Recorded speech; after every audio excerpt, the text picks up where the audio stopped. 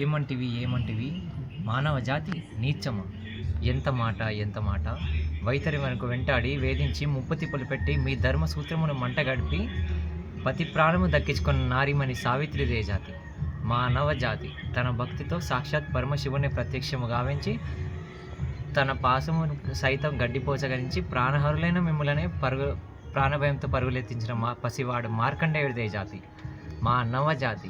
నీచమున్న మా జాతి మూలమున ఏనాడో అప్రతిష్ట మట్టుకున్న మీరు నేడు జాతి అని మమ్మ అవహేళన చెరటయ.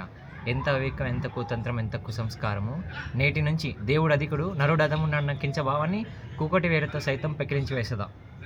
ముక్కోటి దేవతలు దిక్కునేని అష్టదిక్పాలకులు మరుగునిచ్చ పంచభూతుల శాతం జయహో నరుడాని సింహాసమున అధిష్ఠించద.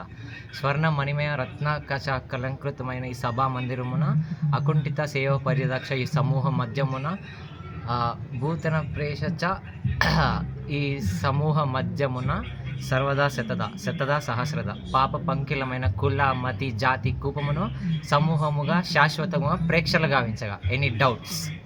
క్లియర్.